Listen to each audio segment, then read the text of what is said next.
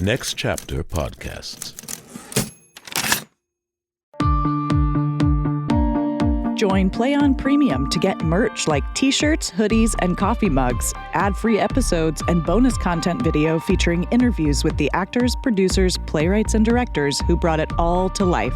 Go to ncpodcasts.com and subscribe to Play On Premium to support the art and the artists.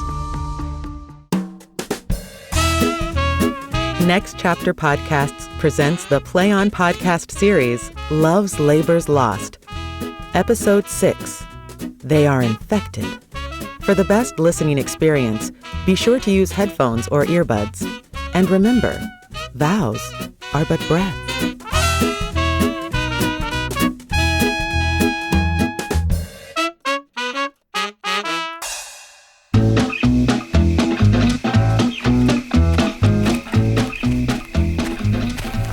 Not one word more, my maids. Break off! Break off! By heaven, all dry beaten with pure scoff. Farewell, mad ladies. You have simple wits. Well, that didn't go as planned. That was horrible. Whoa, That was that- oh my Not god. go well. Sorry, guys. Oh no! Why did I let you talk me into doing this voices? Oh. Okay, enough. Stop. Your Majesty, I'm sorry. Stop the band! 20 adieus, my frozen Muscovites! Are these the breed of wits so wondered at? Candles they are, with your sweet breaths puffed out. Well-liking wits they have. Gross, gross. Fat, fat. Oh, poverty and wit, his humor's out. Will they not think you hang themselves tonight? Or ever but in visors show their faces? This pert Berowne was out of countenance quite. They were all in lamentable cases. The king was weeping ripe for a good word. Berowne did swear himself out of all suit. Dumaine was at my service, and his sword, no point, said I. My servant straight was mute. Lord Longueville said I came o'er his heart. And know you what he called me? Ill, perhaps? Yes, in good faith. Go, sickness as you are. Well, better wits have worn plain dunces' caps. But will you hear? The king is my love sworn. And quick Berowne hath plighted faith to me. And Longueville was for my service born. Dumaine is mine, as sure as bark on tree. Oh, madam and pretty mistresses, give ear. Immediately they will again be here, in their own shapes, for it can never be they will digest this harsh indignity. Will they return? Oh, they will, God knows, and leap for joy, though they are lame with blows. Therefore, change favors, and, when they repair, blow like sweet roses in this summer air. Why blow? Why blow? Speak to be understood. Fair ladies masked are roses in their bud. Unmasked, their blushing sweet complexion shown are angels moving clouds or roses blown. Enough perplexity. What shall we do if they return in their own shapes to woo? Good madam, if by me you'll be advised, let's mock them still, as well known as disguised. Let us complain to them what fools were here, disguised like Muscovites in shapeless gear, and wonder what they were, and to what end their shallow shows and prologue vilely penned, and their rough carriage so ridiculous should be presented at our tent to us.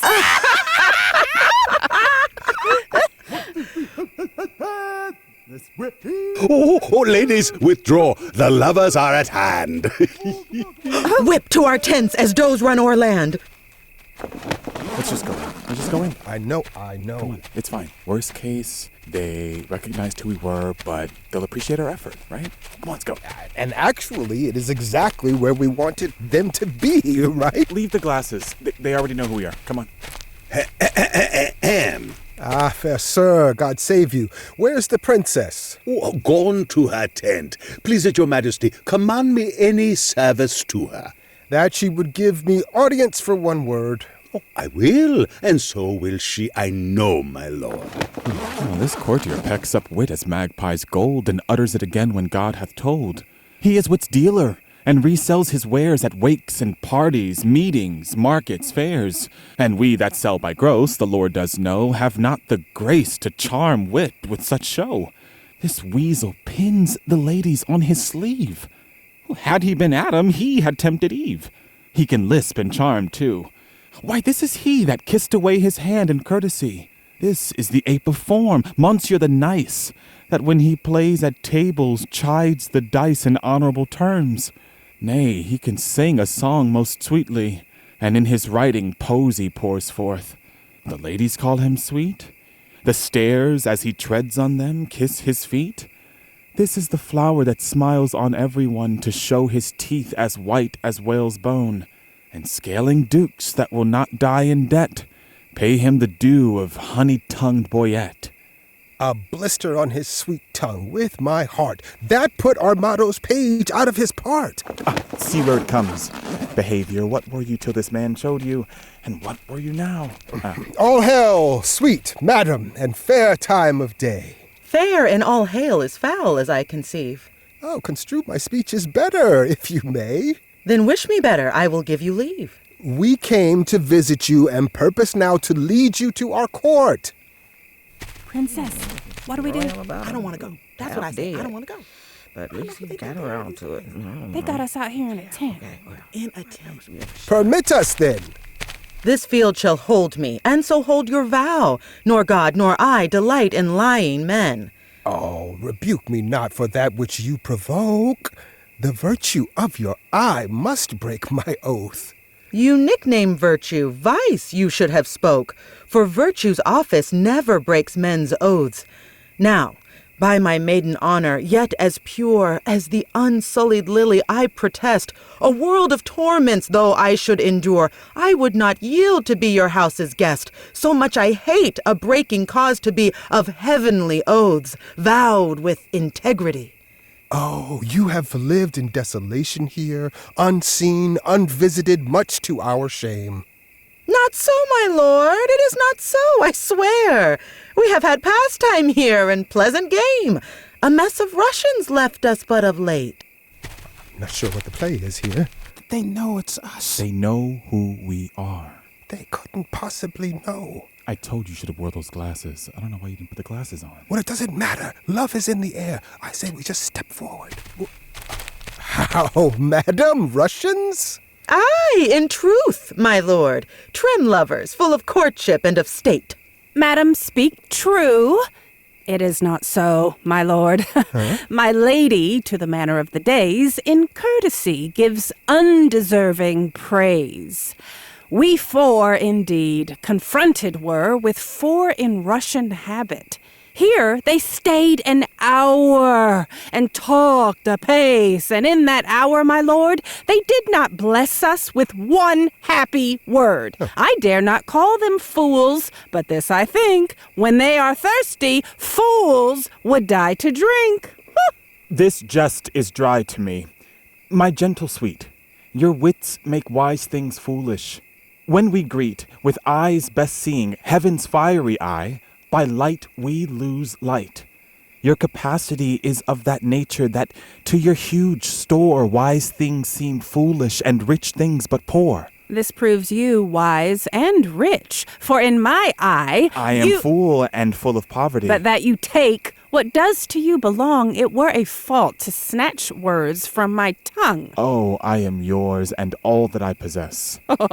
All the fool mine. I cannot give you less. Ah, which of these visors was it that you wore? Where? When? What visor? Why demand you this? Oh. There, then, that visor, that superfluous case that hid the worse and showed the better face.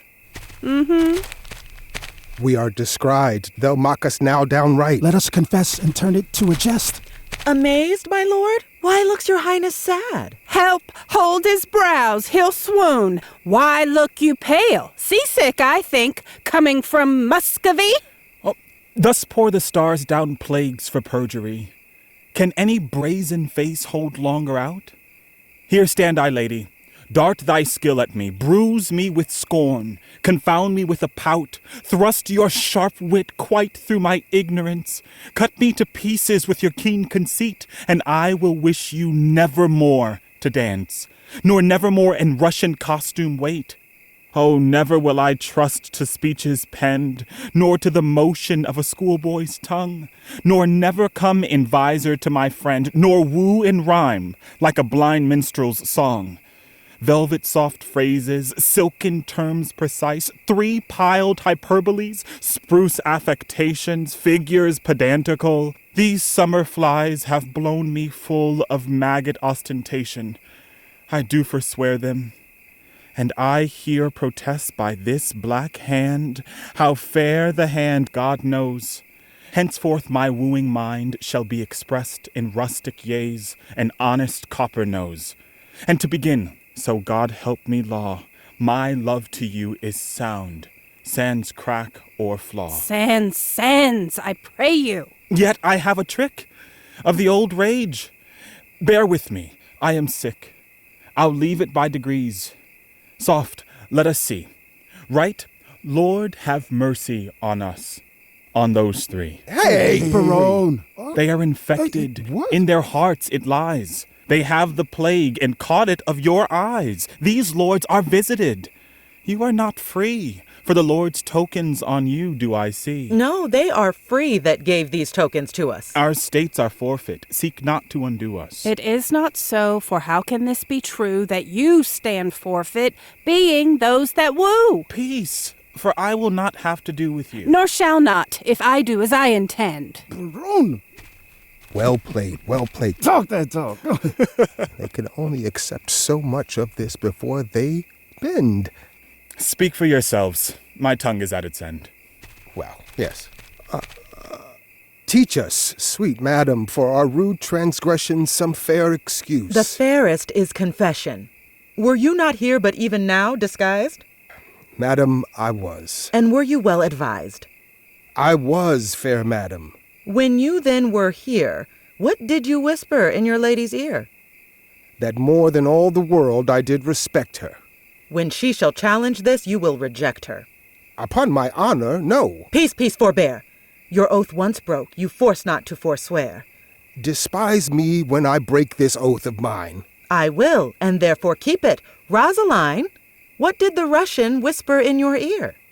Madam, he swore that he did hold me dear as precious eyesight, and did value me above this world, adding thereto, moreover, that he would wed me, or else die my lover. God give thee joy of him. The noble lord most honorably doth uphold his word. What mean you, madam, by my life, my troth? I never swore this lady such an oath. By heaven you did, and to confirm it plain, you gave me this. But take it, sir, again. My faith, and this the princess I did give. I knew her by her jewel on her sleeve. Pardon me, sir, this jewel did she wear, and Lord Berowne, I thank him, is my dear. What, will you have me or your pearl again? Neither of either. I remit both twain. I see the trick on it. Here was a conceit knowing beforehand of our merry cheat to dash it like a Christmas comedy. Some idiot, some yes-man, some slight zany, some gossiper, some false knight, some dick that smiles his cheek in years and knows the trick to make my lady laugh when she's disposed, told our intents before. Which, once disclosed, the ladies did change favors, and then we, following the signs, wooed the sign of she. Now, about our lying to add more terror, we are again caught up in will and error. This is what this is. And was not you forestall our sport to make us thus untrue? Do not you know my lady's foot by size and stand between her back, sir, and the fire holding a platter jesting merrily? You put our page out. Go. You are allowed. Die when you will. A dress shall be your shroud. You leer upon me, do you? There's an eye wounds like a pointless sword. Full merrily have these brave insults this hot mouth been run. Lo, he is rising straight. Peace, I have done. Welcome, pure wit. You're leaving a fair fray. O Lord, sir, they would know whether the 3 worthies shall proceed or no. What, are there but 3? No, sir, but it is very fine, for every one presents 3. And 3 times thrice is 9. Not so, sir. Under correction, sir. I hope it not so. You cannot beg us, sir. I can assure you, sir, we know what we know. I hope, sir, 3 times thrice, sir. Is not 9? Under correction, sir, we know to what it doth amount. By Jove, I always took 3 threes for 9. Oh, Lord, sir, it were pity you should get your living by counting, sir. How much is it? Oh, Lord, sir, the parties themselves, the actors, sir, will show to what it doth amount. For mine own part, I am, as they say, but to perfect one man in one poor man. Pompeian the Great, sir. Oh, art thou one of the worthies? It pleased them to think me worthy of Pompey the Great. For my own part, I know not the degree of the worthy, but I am to stand for him. Oh, go bid them prepare. But we will turn it finely off, sir. We will take some care. Berowne, they will shame us. Let them not prepare. Oh, we are shame-proof, my lord, and 'tis some policy to have one show worse than the king's and his company. I say they shall not play. No, my good lord. Let me overrule you now. That sport best pleases, that does least know how, where love strives for content, and the contents fall in the love of that which it presents.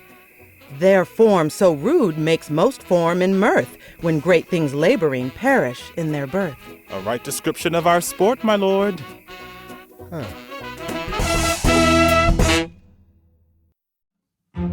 Nowadays, trends and news cycles change faster than we can blink.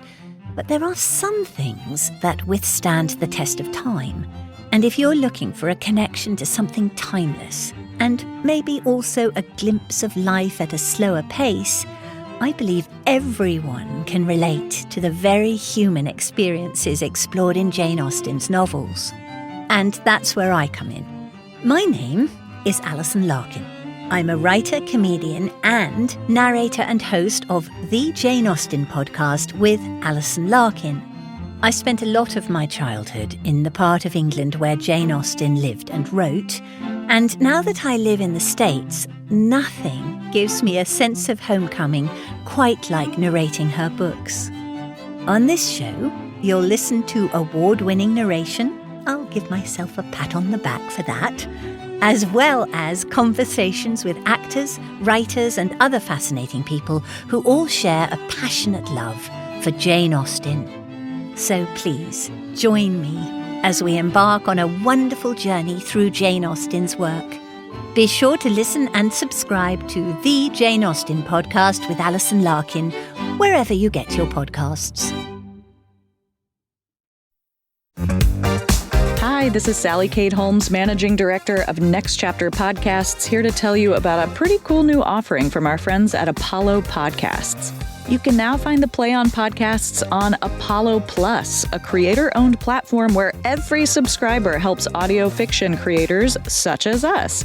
You can listen ad-free, early access to exclusives, behind-the-scenes, supercuts, and more on Apollo Plus. On top of all that, 70% of the revenue on Apollo Plus goes directly to creators. Join Apollo Plus through the Apollo Podcasts app or by going to apollopods.com.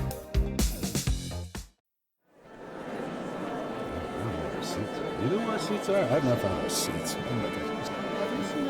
Anointed! I implore so much expense of your royal sweet breath as will utter a brace of words. Of course. Does this man serve God? Armado? Why ask you? He speaks not like a man of God is making. That's all one, my fair, sweet, holy monarch. For I protest, the schoolmaster is exceeding fantastical, too vain, too vain. But we will put it, as they say, to the chance of war. I wish you the peace of mind, most royal couple. Oh, here is likely to be a good presentation of the Nine Worthies. He presents Hector of Troy, the bum, Pompey the Great, the parish curate, Alexander, Armado's page, Hercules, the pedant, Judas Maccabeus. And if these 4 worthies in their first show thrive, these 4 will change habits and present the other 5. There is 5 in the first show. You are deceived, 'tis not so. The pedant, the braggart, the priest, the fool, and the boy. Travel wherever in the whole world again cannot prick out 5 such people, take each one in vain. Well, the ship has sailed. Let's hope it does not rain.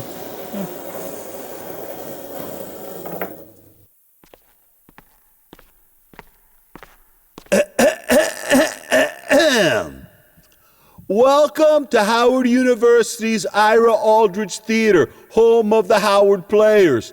Tonight's play, The Nine Worthies, starring myself, Moth, as Hercules. Oh, Lord. I don't understand. Hey, all right. Shh. Is on account of the visit by the Princess of France to our very, very clean campus. Princess, bon spectacles.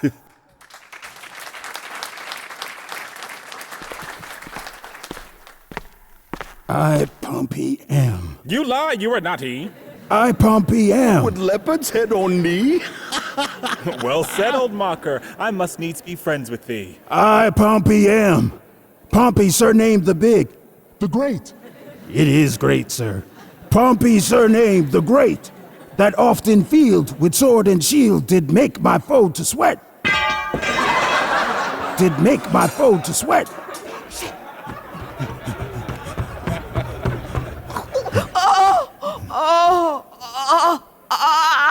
And traveling along this coast, I here am come by chance and lay my arms before the legs of this sweet lass of France.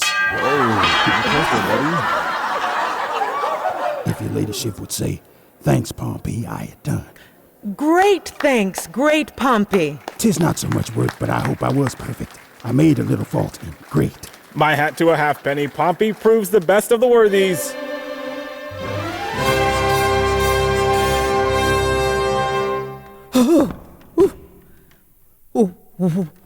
When in the world I lived, I was the world's commander.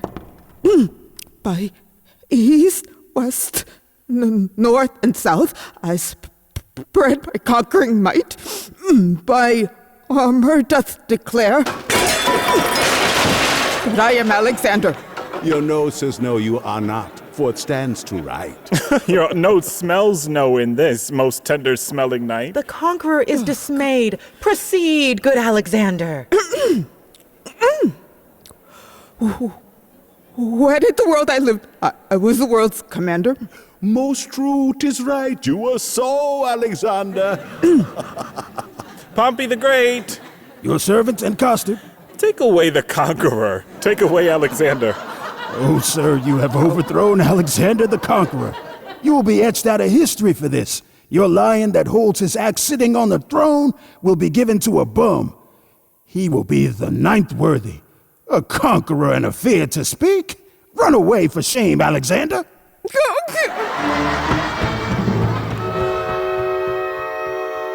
There, if it shall please you. A foolish, mild lady, an honest lady, look you, and soon dashed. She is a marvelous good neighbor, faith, and a very good bowler. But for Alexander, alas, you see how it is, a little overparted. But there are worthies a-coming will speak their mind in some other sort. Oh, stand aside, good Pompey.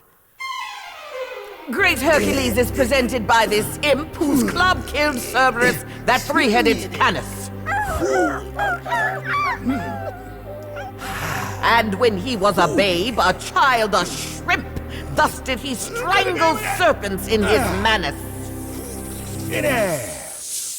Yay! But since he seemeth in minority, ergo I come with this apology. Oh, 'tis I, the hero. Keep some state in thy exit and vanish.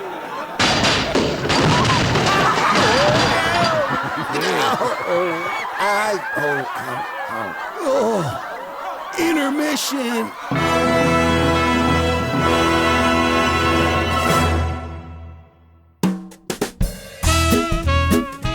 The Play On Podcast series, Love's Labour's Lost, was written by William Shakespeare and translated into modern English verse by Josh Wilder. Each episode was directed by Nelson T. Eusebio the Third.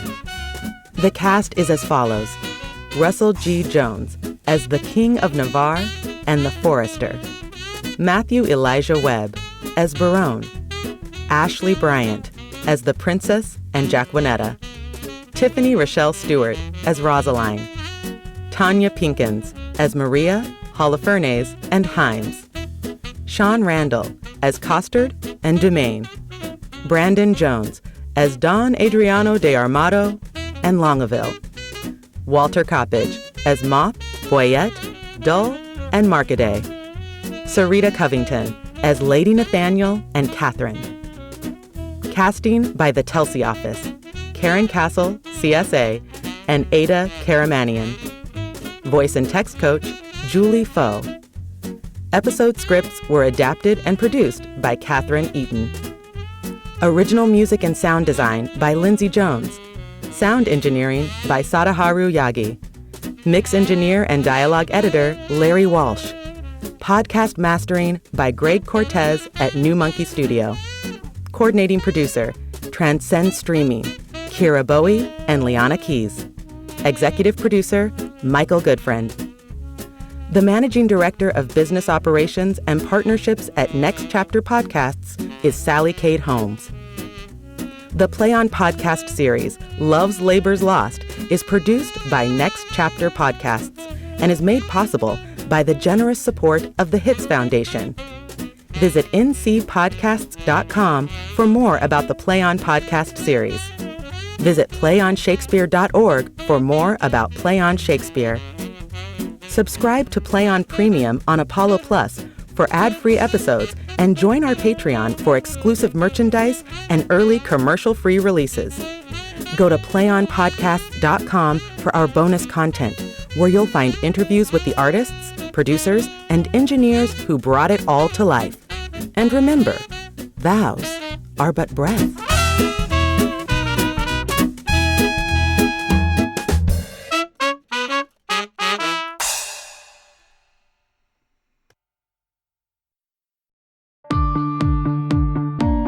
Join Play On Premium to get merch like t-shirts, hoodies, and coffee mugs, ad-free episodes, and bonus content video featuring interviews with the actors, producers, playwrights, and directors who brought it all to life. Go to ncpodcasts.com and subscribe to Play On Premium to support the art and the artists. Next Chapter Podcasts.